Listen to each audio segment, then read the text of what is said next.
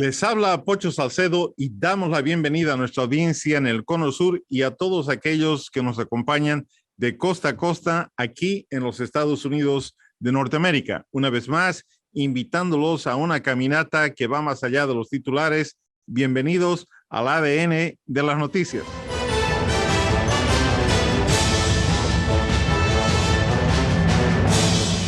La conmemoración del 20 aniversario del atentado del 11 de septiembre del 2001 sobre el complejo del World Trade Center en Nueva York casi pone una sombra sobre lo que fue el primer atentado sobre el mismo objetivo 8 años antes, en febrero de 1993. Hoy tenemos la visita de un ingeniero estructuralista que ha hecho estudios técnicos sobre las causas que terminaron en la caída de las Torres Gemelas y el edificio de adyacentes, y por qué el primer atentado 8 años antes no fue exitoso. Él fue parte del equipo de la famosa revista Mecánica Popular que analizó el impacto de los atentados sobre el World Trade Center y si fue un atentado autoinducido internamente o un acto de terrorista que usó aviones para ese fin. Desde la Ciudad de México con nosotros el ingeniero estructuralista Pablo Viadas. Pablo, bienvenido al programa. Muchas gracias, Juan Carlos. Es un gusto platicar contigo y estar con ustedes en el programa. Pablo Viadas, ingeniero civil, profesor Autodesk University, conferencista, colaborador ISME y Cometro, consultor técnico a MEDUC y a MIU, consultor en ingeniería sísmica y disipación de energía en estructuras. Bueno, Pablo, y comenzamos tratando de entender un poco esa estructura inmensa de ingeniería que se conocía como el complejo World Trade Center y que se lo inauguró el 4 de abril de 1973. Cuéntanos un poquito acerca de cómo era ese complejo, cómo había sido construido. Fíjate que es una maravilla.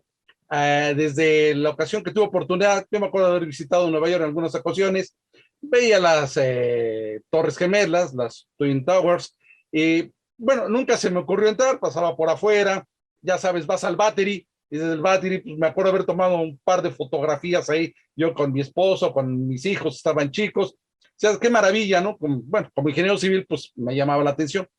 No fue hasta que sucedió la catástrofe que, pues me llamó la atención qué es lo que había ocurrido y cómo era posible que se hubiera hecho esta destrucción. Bueno, comencé a leer sobre el arquitecto Minoru Yamasaki, fue el que recibe el encargo de la autoridad del puerto para construir estos bloques de oficinas. Y este hombre tiene una filosofía especial en la que nos dice que la estructura más perfecta de la naturaleza es el árbol. Tú has visto las secuoyas, son estructuras increíblemente altas, esbeltas, que resisten las tormentas y en el cual todos sus elementos están en un perfecto cantilever. Entonces es maravilloso ver la estructura de un árbol que hinca sus raíces en el suelo, ¿sí? Su cimentación, tiene un tronco a través del cual tiene todas las comunicaciones, vamos a decir elevadores. En este caso, pues tú sabes, es mucho más evolucionado, son los conductos de la savia. En las hojas se lleva el milagro de la fotosíntesis, que sigue siendo, cuando ves biología, yo no sé mucho de biología, pero cuando lees sobre la fotosíntesis es un milagro de convertir la luz del sol en energía, por ejemplo en azúcar, ¿no? Entonces, increíble esto. Bueno, Minoru Yamasaki diseña las Torres Gemelas como un árbol, o sea, es un tronco y las ramas, que son muy ligeras, se apoyan en la fachada. La fachada es un tubo, ¿sí? Entonces, en medio, digamos que en las partes de los pisos de ventas, no hay columnas. Tiene unos claros enormes, donde únicamente el tronco son las escaleras y los elevadores. Realmente los elevadores, que el problema cuando tú estás haciendo un rascacielos es que si tú tienes muchos pisos vas a tener que tener muchos elevadores, o la cuestión de que imagínate tú que vas al piso 100 y pues te tienes que esperar a que alguien se detiene en el piso 2, en el 4, en el 6, en el 8, el 20, pues vas a tardar una hora en llegar. Entonces tienes que tener elevadores express o elevadores a cierta parte y elevadores locales, que fue como se hizo. Hay partes, edificios donde se hace elevadores de 2 pisos, de doble cabina, para que unos atienden nones y otros pares, pero es el mismo elevador, entonces logran una mayor cantidad de gente. Bueno, Minoru Yamasaki lo diseña de esta manera, sin columnas, de tal manera que tienes un tronco, tienes las ramas, y las ramas se apoyan en la fachada. El sistema de construcción se trata de una fachada, ¿recuerdas cómo son todas esta serie de tubulares que están en la fachada, estas columnas cuadradas, y en medio tienes todos los pisos libres y disponibles para esto? Perfecto, muchísimas gracias. Entonces, bajo ese escenario, empecemos con lo que sucedió. Nos hemos olvidado muchos del primer atentado que hubo contra las Torres Gemelas el 26 de febrero de 1993. Un camión cargado con una bomba casera que pesaba alrededor, increíblemente, de 590 kilogramos, explotó en el estacionamiento del sótano del complejo del World Trade Center, abriendo un cráter explosivo de 6 pisos de profundidad y 61 metros de ancho. Cuéntanos qué pasó ese momento. Fíjate que bueno, imagino que podremos ver un poquito la animación que tenemos por ahí, pero te voy a platicar. Esto es realmente diabólico, pero el atentado, indudablemente existe la participación de un ingeniero estructurista, porque el plan es este. Esta camioneta se colma de explosivos, no pueden meter más explosivos porque meten unas bombonas de gas para lograr un efecto termobárico. Bueno, este efecto, ya nuestros amigos que estén familiarizados con milicia, que les guste el tema, bueno, saben que en dado momento, si se expande un gas, se mezcla con el oxígeno del ambiente, va a magnificar la fuerza de la explosión. Bueno, la idea fue estacionar esta camioneta en la esquina sureste de la Torre 1, o sea, la Torre Norte, para provocar un reblandecimiento de esa parte de la fachada, ¿sí? Y que esta parte colapsara esta esquina, y esta esquina, al hacer colapsar la torre norte, se derrumbara sobre la torre sur y causar el derrumbe de ambas torres. Bueno, esto sí va a incrementar porque al existir esta detonación, se iba a lograr que se incendiaran todos los automóviles que estaban en los pisos de estacionamiento. Imagínate que digamos que por norma general, pues la gente que va a oficinas, pues tiene el auto no lo tiene a tanque lleno, lo tiene digamos que a la mitad, 3/4, lo que tenemos normalmente en nuestro auto, lo tenemos tanque lleno pues después de pasar a la estación de servicio, pero de normal está a la mitad, y esto es muy peligroso porque existen gases dentro del mismo tanque. Entonces solamente provocas el incendio, sino la explosión.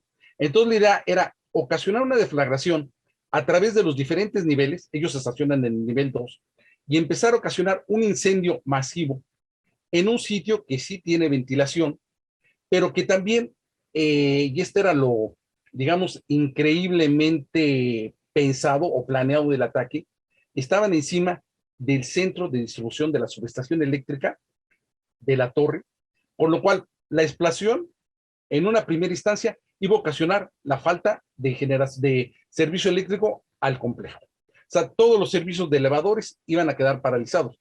Existe la anécdota que un grupo de 17 estudiantes de nivel básico se quedan atorados más de 1 hora en uno de los elevadores hasta que alguien logra rescatarlos. Imagínate que si hubieran logrado su propósito, hubiera sido una tragedia.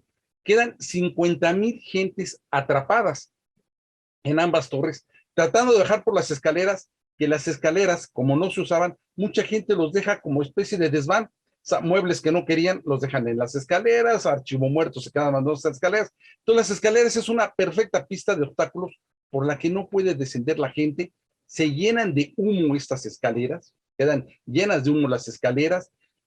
Bueno, es tremendo esto. Pero mira, la mecánica, por explicarla así, llegan los terroristas, se colocan en el nivel 2, muy cerca, hasta eso, fíjate, no encuentran estacionamiento donde ellos querían exactamente, por una bendita circunstancia no lo encuentran, sino quedan un poco fuera, un poco lejos de esta esquina, donde ellos necesitaban colocar el explosivo, pero en fin, logran colocarse ahí, muy cerca, digamos que entre el World Trade Center 1, la Torre Norte, y lo que es el Hotel Vista, ¿sí? El hotel que está ahí de 22 pisos. Bueno, entonces quedan en ese punto, en el segundo nivel, ponen las mechas y se van. Entonces, cuando estalla, la explosión provoca una sobrecarga, un arrancamiento de las losas hacia abajo, daña la subestación, Y hay un detalle también muy importante. Ahí había un ducto que alimentaba de agua fresca o de agua fría del fondo del Hudson, del fondo del río, ¿sí? Para enfriar el sistema de aire acondicionado. Entonces, bueno, reciben esta agua y esta agua empieza, se rompe el tubo y se empieza a inundar la parte de abajo del sótano, el sótano 6, ¿sí? Hay algunas válvulas de emergencia, etcétera, pero sí se empieza a inundar. Bueno, entonces se provoca este enorme cráter, este enorme incendio, que es el que está destinado para, en cuanto sube la temperatura arriba de 500 grados, nota muy importante, el acero tiende a irse a la mitad de su resistencia. Entonces esto pudo haber derretido estas columnas y esta base de la torre norte para provocar su caída contra la torre sur. ¿Por qué no sucede esto? ¿Por qué no se da este primer intento de demoler esta prodigiosa estructura? Aquí es únicamente por el valor realmente suicida del Cuerpo de Bomberos de Nueva York. Se dan 16 alarmas. Y imagínate tú, Juan Carlos, llegar a la escena de un incendio donde el humo sale espeso, denso, el calor es infernal y hay que entrar 6 pisos abajo bajo algo que se está tambaleando bajo tus pies, porque las losas se están derrumbando y estás literalmente en el infierno. ¿Te imaginas así el infierno de Dante? Ahí se iban metiendo batallón tras batallón de bomberos, sin electricidad, sin luz, el sistema de sprinklers destrozado, sí, una cosa ahí, disculpa. Es algo así de pensarse de que se necesita un valor suicida, verdaderamente suicida, meterse. Imagínate, el equipo de los bomberos siempre se han quejado, no es el idóneo, son tanques parecidos a los de buceo, ¿no? Muy pesado el equipo, y introducirse un sitio que está emanando llamas y humo y meterse nivel tras nivel, tras nivel, tras nivel para tratar de combatir el incendio. Si no ha sido por el valor de estos hombres, que nadie pudo haberlo pensado, que entraran, y mira, batallón tras batallón, tras batallón, hubo muchos heridos, hubo muchos intoxicados. Esto fue verdaderamente tremendo lo que sucedió. Es algo que de veras merece una narrativa, un monumento al heroísmo de estos hombres. Muy rápidamente, en los 2 minutos que tenemos para el corte, una pregunta. Una vez que se dio este atentado 8 años antes del atentado del 2001, ¿qué reparaciones tuvieron que hacerse para que el edificio esté nuevamente en condiciones estructurales sólidas? Mira, en esto fueron muy brillantes, no fueron negligentes. La autoridad del puerto, no sé, fíjate que no he encontrado el dato de quién fue el encargado, pero no únicamente se hizo la reparación, se tomaron todas las medidas, primeramente, para que las escaleras estuvieran despejadas. Se hicieron simulacros. Constantemente se le pedía a la gente que evacuara por las escaleras, ¿sí? Cuando llegaba una emergencia, la gente sabía exactamente qué cosa hacer y cómo evacuar. Porque en dado momento ahí se llegan a concentrar en estas torres entre visitantes y empleados más de 100,000 gentes. Entonces, la autoridad del puerto, que es la que estaba a cargo, vio luces de emergencia, vio ventilaciones, vio que estuvieran despejadas las escaleras, reforzó el estacionamiento, se dotó de sprinklers, en fin, se estuvo trabajando en prevenirse para un próximo ataque que ocurriera, ya sistemas de detección, en fin, no fueron negligentes. Si no hubo más bajas el 11 de septiembre de 2001, fue gracias a que la autoridad del puerto actuó de manera ejemplar, altamente eficiente. Estamos en compañía de un ingeniero estructuralista de mucha trayectoria. Él escribió sobre estos temas para la famosa revista Mecánico Popular y, bueno, tiene un currículum muy importante. Vamos a continuar este diálogo con Pablo Viadas inmediatamente después de esta breve pausa. Vamos a entrar al tema que creo que lo hemos conocido, pero hay muchísimos detalles que él nos ayudará a entender y apreciar. Hasta los próximos 30, 40 segundos. Gracias. Aprovechamos esta oportunidad para saludar a 2 de nuestras estaciones en Estados Unidos, Canal 25 en Grand Rapids, Michigan, y Canal 16 en Nashua, New Hampshire. Gracias por tenernos en su programación.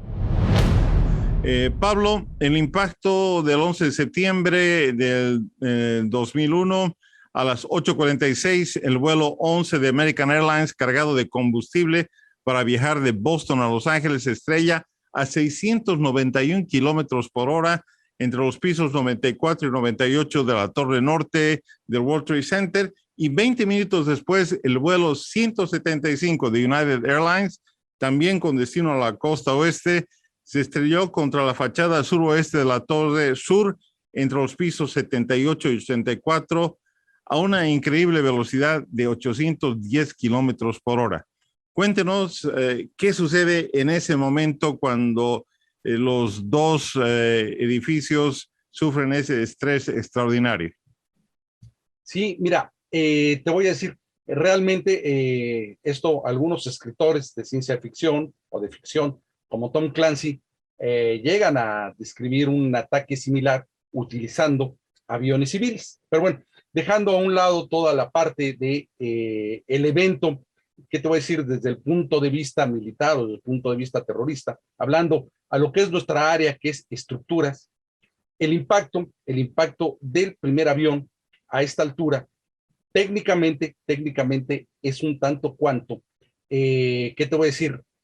Más alto de lo que ellos planeaban. Bueno, llega, es una máquina, vamos a decirlo así, vamos a tratar de separarnos un poco de la tragedia humana que es realmente agobiante, y vamos a hablar únicamente de maquinaria y de estructuras.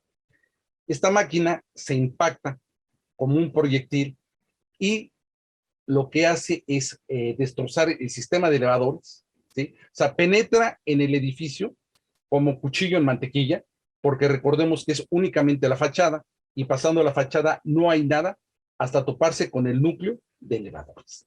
Destroza el núcleo de elevadores y vierte a través de este núcleo de elevadores gasolina, igual que la gasolina se expande por todo el piso, y son pisos de oficinas que están llenos de mobiliario, de alfombras, de archiveros. En ese entonces usaba más papel que ahora, y si recuerdas, pues aquello parecía que estaba nevando de la cantidad de hojas de papel y de cenizas de papel y de cartón. Bueno, entonces el incendio comienza a expandirse tanto hacia arriba como hacia abajo, ¿sí? O sea, hacia arriba por el mismo calor, hacia abajo por la gasolina que comienza a escurrir a través de los pisos, de los huecos de elevadores. Y eso es muy importante tomar en cuenta, que esta gasolina se escurre hasta los sótanos más inferiores a través de este cubo de elevadores.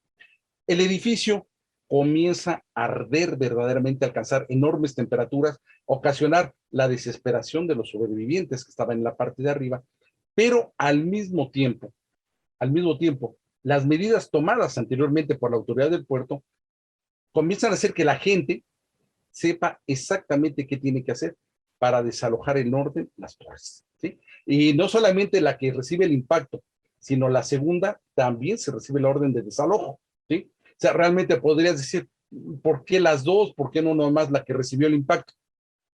Se recibe la orden de evacuación del complejo entero, del complejo del World Trade Center. Todo el complejo comienza a ser evacuado en orden respecto a cómo se hacían en los simulacros. Cuando sucede, a los pocos minutos, el siguiente impacto, que viene en el otro sentido, un impacto sucede en uno, otro sucede en otro. Nosotros tenemos por ahí una animación donde se ve que los dos vienen en la misma dirección, pero porque, digamos, no ponemos tanta atención al hecho histórico como a tratar de explicar la mecánica del siniestro. Cada uno de estos impactos provoca un incendio descontrolado en un área accesible donde no pueden llegar los bomberos, donde los sistemas de contención de incendios que existen en las mismas oficinas no pueden funcionar porque la primera explosión ya los destruyó, y esto comienza a hacer que se eleve la temperatura. Aquí sucede una mecánica muy curiosa. ¿Por qué la torre, que es colapsada media hora después, sucumbe antes que la primera torre? ¿Sí? Eso es lo extraño, ¿sí? Puede ser aparentemente inexplicable. Yo tengo la torre norte recibe un impacto, hay un incendio descontrolado, pero no es la primera que sucumbe, sino es la segunda. La segunda, que recibe el impacto poco menos de media hora después, se viene abajo una hora antes que la primera. O sea, resiste menos. ¿A qué se debe? Las dos están exactamente construidas de la misma manera, y esto ocurre así. En el primer impacto, estamos en el piso 90 y tenemos apenas 20 pisos arriba. En el otro tenemos más pisos, más peso, ¿sí? Tenemos que hablar en términos de pesos y cargas. Bueno, en el primero yo tengo una carga de aproximadamente el 20% del edificio, y en el segundo yo tengo una carga del 30%.